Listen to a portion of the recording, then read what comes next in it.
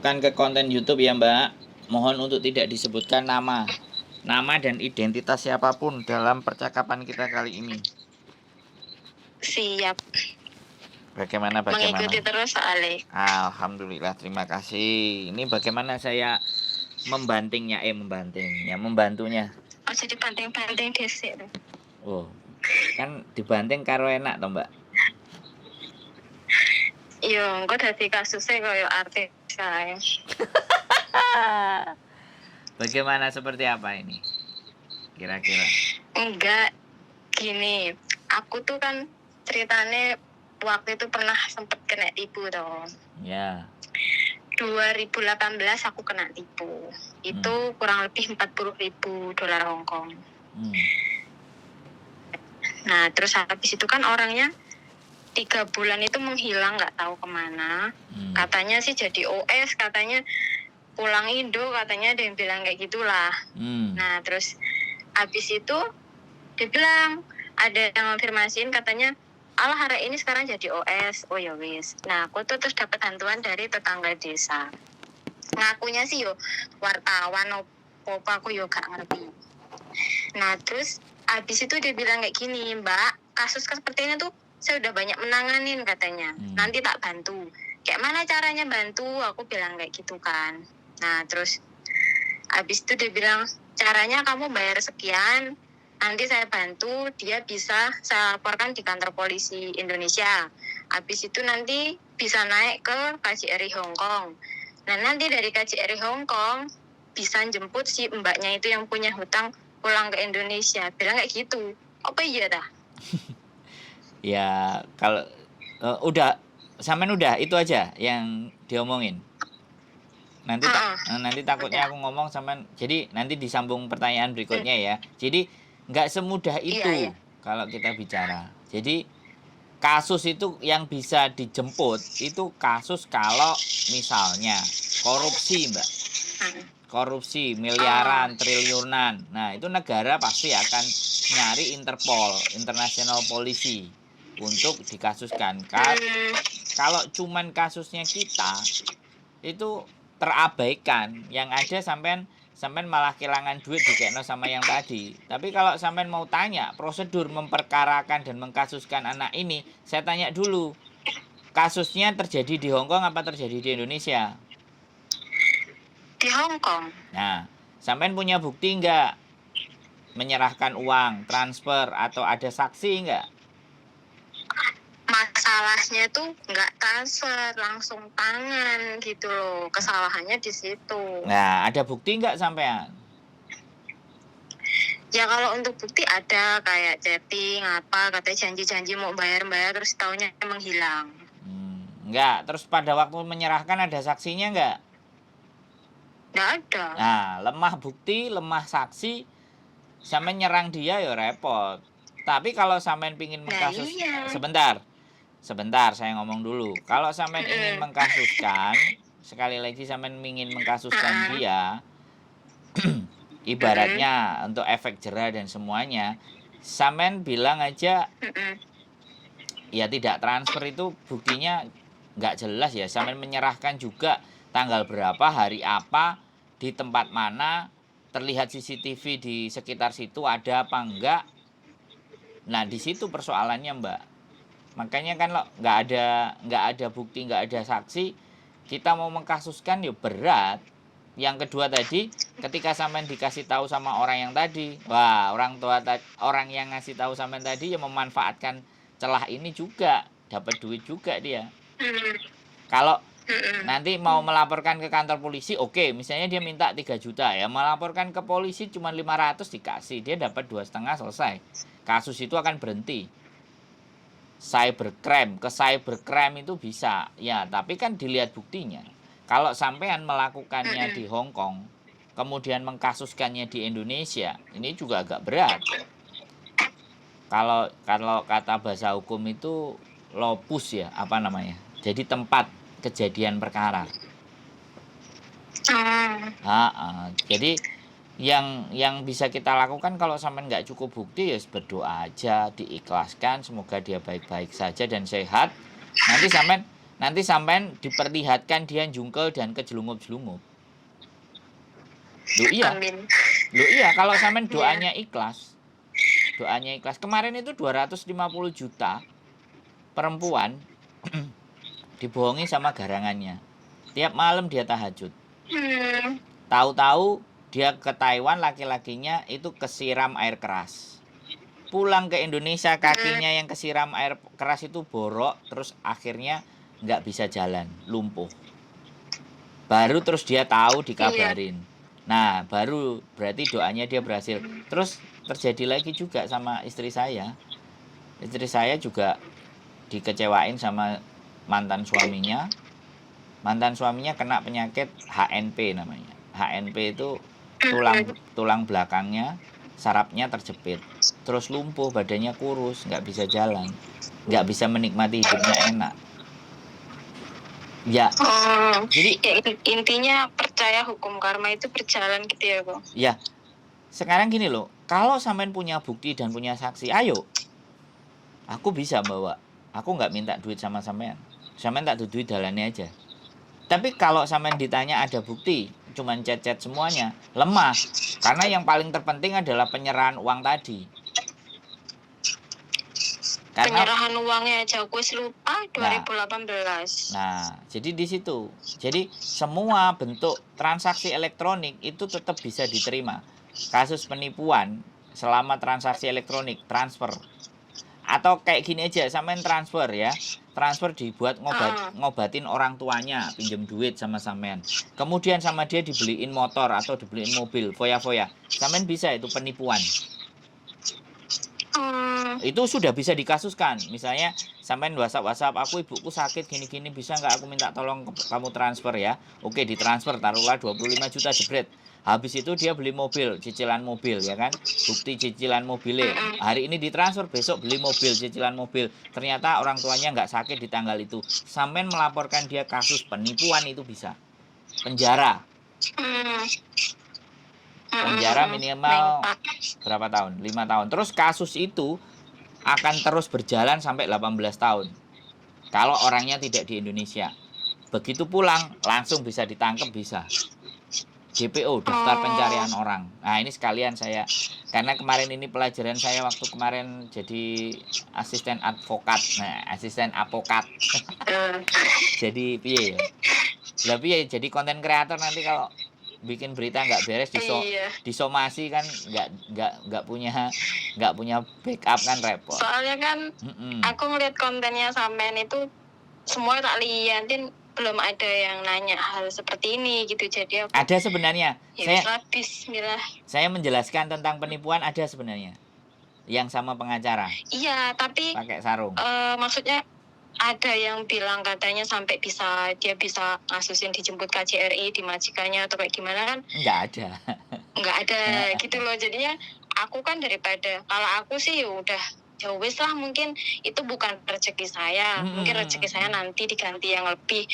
Kalau saya sih wes terima gitu ya. Cuman kan namanya orang tua kayak mbah atau apa itu nggak pada terima terus. Gitu loh. Siap.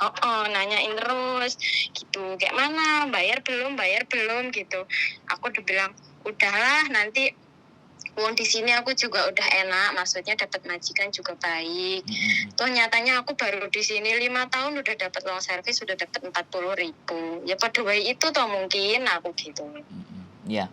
Anak ngomong aku di sini setahun sekali pengen pulang ke Indonesia juga boleh, majikan ngizinin, yang beliin tiket, ya nyangonin gitu. Kan intinya yang udahlah, mungkin dia butuh gitu aja. Tapi namanya orang rumah, orang tua kan duit segitu susah gitu di Indonesia. Ya makanya sampean bilang, Pak Bu, semuanya wis kita ikhlaskan. Sampean harus bilang kayak gitu. Jadi bilang aja bahwa kita nggak usah kejar dan nggak usah cari itu gitu loh. Nanti besok diganti lagi. Sampean pok gitu. Namanya orang tua, jangankan gitu. Bojoku aja pernah investasi 75 juta sama mertua aku masih ditanyain lagi kok. Udah kok, saya udah ngomong kayak gitu. Cuman tuh masih aja nggak percaya. Saya takutnya kan nanti malah dia ke orang tua saya ngasih uang kayak percaya gitu. Akhirnya malah keluarga sing kena tipu gitu. Jadi aku kenapa beraniin diri nelpon sampean itu, ya kalau ini dibikin konten kan nanti YouTube-nya bisa kuambil, saya kasihkan ke orang tua gitu loh. Jadi tonton terus YouTube-nya orang ini, jadinya sampean juga nambah wawasan gitu loh. Apa nggak percaya? Ya dikasih tahu, jangan nanti malah kena lagi gitu loh sama yang itu tadi yang nggak ngerti akunya intinya. Iya, ngakunya tuh wartawan mau ngebantuin gitu. Nanti tenang aja Pak, uang segitu bisa kembali. Waduh. Aku bilang, yo kalau orangnya sadar diri yo kembali mbuh kapan tahunnya. Kalau nggak sadar ya nanti rezekinya diganti dari yang lain. Oh, terus satu lagi Mbak. Nanti. Terus satu lagi Mbak. Gimana? Kalau utangnya sampean nggak dibayar itu wes enak Mbak sampean besok. Suatu ketika kalau sampean mempercayai ini, kalau saya percaya Mbak, kalau saya yakin percaya. Yeah. Jadi orang yang berhutang dan tidak dibayar sampai meninggalnya itu orang yang merugi. Aku percaya, aku sangat percaya. Kalau aku loh ya. Jadi dosa kita nanti ada sebagian yang diambil atau semuanya bisa diambil. Lebih bagus wong dia gak ngambil. Ya sudah. Karena ibaratnya rezeki saka Gusti Allah. Lah nek Gusti Allah ngekei dosane nanggone mereka kan itu cara kerjane Gusti Allah. Dan saya percaya itu. Saya sangat percaya itu. Dan saya lebih tegar. Barusan kemarin saya juga ngajak kerjasama sama temanku. Ternyata setorannya nggak disetor ke saya. Ya saya slow namanya usaha. Jadi sama nggak ada masalah. Kayak kemarin itu dari sebelum aku ngikutin sampean itu ya kadang ya enek hawa panas ya namanya. Kerjaku 2 tahun aku ngumpulin 2000 gitu kan pengen ngasih orang tua, ternyata namanya dia buat katanya obat orang tuanya sakit, mau operasi, mau apa gitu. Aku nggak bisa kalau udah denger kata-kata rumah sakit tuh gak iso gitu loh. Jadinya ya aku lepas, bener-bener aku lepas cash itu 40.000 kayak gitu. Tapi ya udahlah. Terus sekarang banyak sering nonton kontennya sampean, ya kontennya Miss Yuni itu tak tonton terus. Jadinya ternyata masih banyak yang lebih sulit, masih banyak yang lebih tertipu, lebih besar gitu loh. Betul, ya itu senang saya kalau apa ya orang bisa belajar, karena saya sebenarnya ketika saya ditelepon, ya saya ditelepon orang itu banyak hal yang saya dapetin dari orang yang telepon. Mungkin orang menganggap yang telepon hanya los bisa curhat cerita, enggak.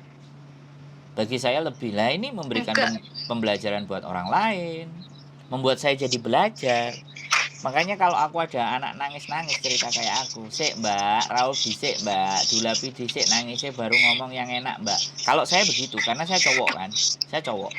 Iya. Beda kalau Miss Yuni kan ya didengerin. Kadang kalau habis cerita gitu dia coba ngempet air matanya nih, habis itu terus telepon aku nek ditelepon terus nangis-nangis aslinya aku ya pengen melok nangis gitu. Kadang-kadang kita itu kadang-kadang juga meeting. Udah kenyang nangisnya. Kita juga meeting. Jadi misalnya kayak gitu loh. Kan ada juga kan yang, karena sekali lagi teman-teman ini itu kan siklus toh Mbak. Yang lama pulang, yang baru masuk, ya kan?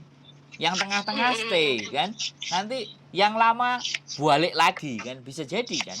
Dan persoalan itu akan terus bergulir pasti. Dan hanya orang-orang yang bisa memanfaatkan waktu dan mau belajar ya dapat nilai itu gitu loh. Gitu aja sih tujuan saya sih ya. Terus ini baru 2 channel lah. Channelnya bojoku 1. Sebenarnya aku pingin ada 10 channel yang kayak begini gitu. Jadi biar biar saya sering kok nge-share channel sampean di Facebook, soalnya apa ya, buat mbak-mbaknya yang masih baru, terus yang pokoknya intinya tuh dokumen. Itu nggak percaya sama siapapun, nggak boleh itu dikasih siapapun. Terus untuk ibaratnya sedekat apapun temen, namanya minjem sampai kok beribu-ribu itu jangan percaya. Dah, itu aja. Lebih baik punya uang berapa ngasih 500 lah, 1000 lah, ikhlas dah. Daripada sakit hati. Bener. Gitu. Jadi pokoknya konten sampean ini kalau orang yang benar-benar mencermati, benar-benar dengerin, itu pasti banyak membantu. Nah, aku buat pelajaran banget. Aku kadang juga pingin, nggak cuman hari ini saya, tapi bisa jadi besok sampean mau, sampean bikin, kita bantu kok.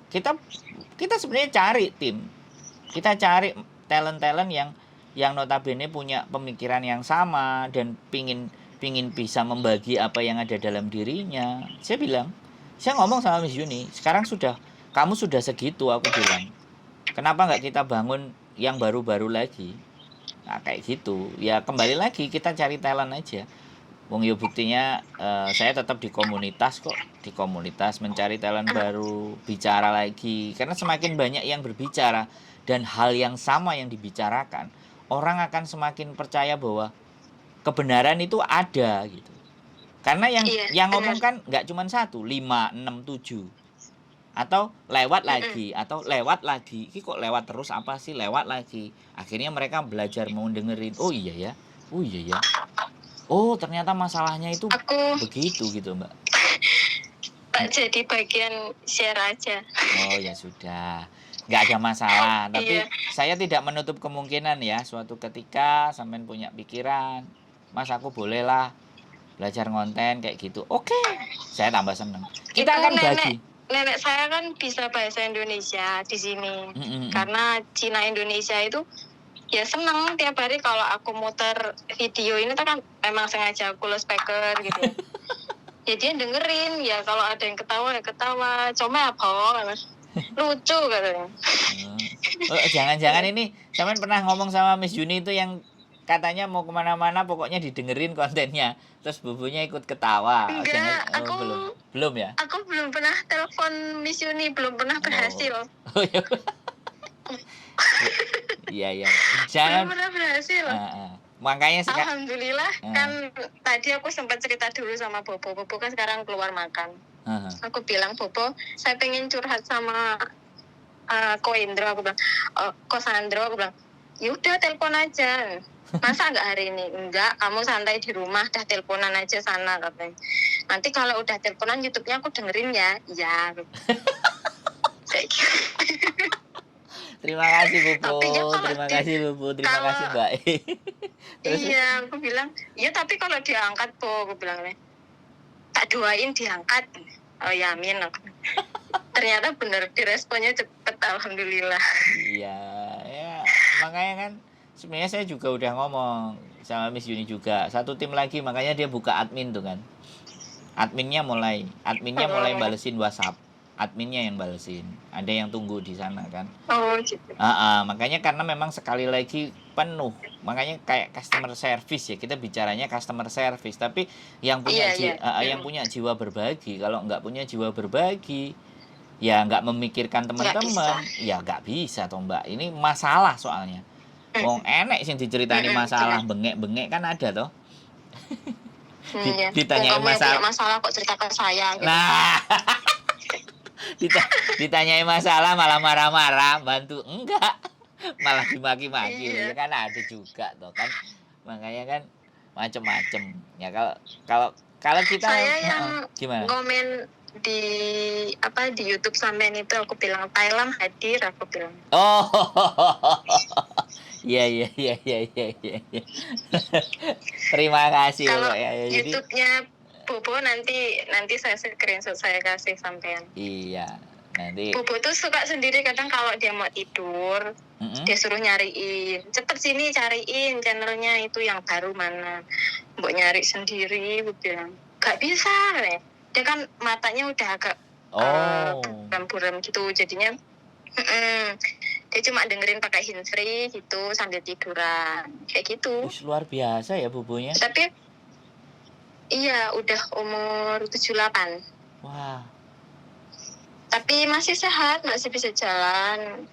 Ini nanti bulan 4 pulang cuti bareng sama aku. Dia pulang ke Medan, aku pulang ke Jakarta. Wah, istimewa. Sampean tinggal sama Bobo aja? Iya. Enggak, aku jaga 2 anak. Bosku dua-duanya polisi. Jadi jarang di rumah. Cowok cewek polisi? Iya. Wah, nggak pernah ngomong? Ya, yang cewek bisa Pernah, yang cewek juga pernah komentar, ya bagus kalau ada orang yang mau jadi relawan untuk mbak-mbak Indonesia. Kata bosku yang cewek kan Cina Medan, bisa bahasa Indonesia. Wah, jadi polisi ya? Iya. Wah, kok aku pengen ketemu ya? Aku nanyain kalau anak kasus-kasus itu kayak gimana, pandangan dia gimana. Kalau bisa kan enak, apalagi bahasa Indonesia kan keren.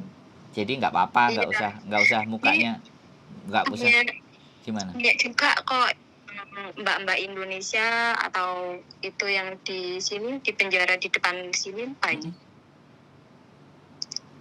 Iya, soalnya kan aku di dalamnya kok tinggalnya. Pas di depan penjara perempuan. Thailand itu ya? Iya. Wah, aku kepingin, aku penasaran ini aslinya. Asli Aku loh. kan dengerin kasus yang cerita sama Koko kemarin itu yang katanya istrinya Ya, apa? Kan di penjara di sini kan. Di Itu Thailand. kan bosku juga dengerin. Terus? Katanya termasuk kasusnya agak berat gitu. Loh, berarti dia tahu. Tahu kan, dengerin itu dari awal sampai akhir. Aduh. Pas dilelah pas aku muter terus kok comea kok manhan Thailand gitu. Terus sambil makan, sambil mainan sama anak ya sambil muter. Jadi HP ku ditaruh aja di meja, di loudspeaker gitu. Akhirnya kedengeran sama polisi juga. Aduh. Menarik ini. Iya, dia hari tadi sore jam 3 udah berangkat kerja, paling pulang lagi minggu depan. Duh. Hari ini berangkat kerja, pulang minggu depan. Iya kan, dia di Hong Kong sana kerjanya. Piu. Di perbatasan Hong Kong situ loh, jadi jarang pulang. Bayarannya gede-gede itu berarti. Jadi ya nggak tahu soalnya sama uang juga royal. close doll gitu. Yang penting anaknya beres ya sama sampean. Iya, orang dia bilang, Bobo kan bilang, kamu nih nggak usah khawatir mau nggak pulang, anakmu ya tetap sehat katanya. Oh, berarti sama Bobo anak 2. Cuman Dadai Singsang kerja. Iya, tapi Bobo di sini Bobo di sini paling seminggu 2-3 kali gitu ke sini. Oh. Dia rumahnya daerah Dunmun. Oh. Kalau aku di sini ya sendiri bertiga sama anak-anak. Oh. Wis sama-samain wis kelet ya. Wis gampang diatur lah. Iya. Dari lahir semua soalnya aku jaga ini. Dari lahir, Mbak. Berapa tahun sampai di Hong Kong? Ngeri. Kok guyu? Bertahun-tahun. Lah, terus nggak menikah? Udah pengen pensiun sebenarnya. Enggak tahu, kayaknya apa ya, kayak trauma mau nikah itu, dengerin orang kalau ya kadang dapat pengalamannya dari Koko ini kan, ada dapat yang suami baik, ada yang dapat suami yang nggak baik. Cuman kalau banyak dengerinnya tuh kok kayak jadi rasa males nikah gitu. Wah, kalau sampean merasa males nikah berarti salah aku nggak konten ini, Mbak. Oh, salah. Loh, lah piye lah tidak membuat semangat ya, intinya jangan ditiru. Kalau males nikah tuh ya jangan ditiru. Karena pengalaman orang kan karena pengalaman orang masing-masing gitu. Intinya ada hal yang nggak bisa diceritain di pengalaman pribadi itu. Jadi apa ya, untuk nikah tuh untuk yang ke 1000 kalinya lah mikirnya lagi tuh udah nggak tahu lah. Pokoknya jangan ditiru. Ya, artinya kan gini nih, Mbak. Kita belum bisa berdamai dengan diri kita sendiri. Kalau menurut saya ya, memang menyembuhkan diri sendiri itu lebih sulit daripada menyembuhkan lukanya orang. Kalau saya sih. Tapi bagi saya justru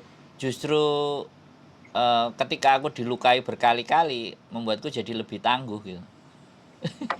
Akhirnya terbiasa dengan luka gitu. Jadi nggak masalah. Selama di Hong Kong Kalau nggak kepentingan paling kayak kemarin kayak nambah paspor lah atau ke KJRI lah, ada keperluan apa itu ya nggak keluar, ya di rumah aja, nggak pernah libur. Jadi belum pernah tahu namanya kehidupan Hong Kong itu tuh belum pernah. Itu aja kemarin ke Patung Buddha itu karena anak-anak sekolah kayak study tour gitu kan, kayak si KC-nya itu study tour. Orang tua nggak bisa ikut, akhirnya aku yang mewakili akhirnya ikut, ya kayak gitu jalan-jalannya. Ya terus mereka anak-anaknya jalan sama bapak ibunya, family time-nya kapan? Ya nggak tentu seliburnya. Tapi dia, ada. kadang ya. Tapi ada. Ada. Seminggu 1 kali atau sebulan justru 2 kali atau nggak jelas